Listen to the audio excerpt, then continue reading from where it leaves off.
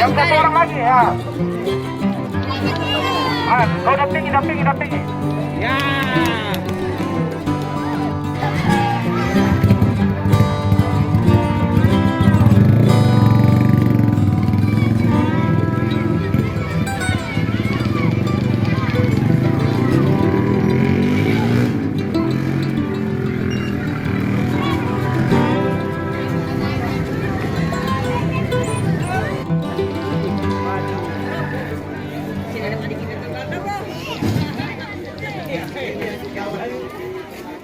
Sesuai dengan tema yang kami angkat di kepanitiaan, ceria di kaki Gunung Latimojong, menyambut akhir tahun 2022, kita mengisi tema bagaimana keceriaan itu berada di akhir tahun dan mengawali persiapan tahun 2023. Berawal program kerja dari kelompok sadar wisata Serande Pala Gunung Karangan bekerjasama dengan komunitas pemuda Karangan kita dengan kompak seluruh masyarakat di Karangan.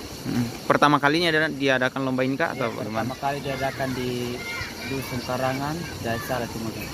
Kalau ya sebenarnya perlombaan lomba tradisional dan kemah wisata ini sebenarnya ini adalah inisiasi dari kelompok sadar wisata berkonsultasi dengan Dinas Pariwisata, dan memang dari awal juga kita mendorong agar kelompok sadar wisata yang berkedudukan di desa wisata khususnya itu agar mendorong event-event wisata untuk mempromosikan desa wisatanya.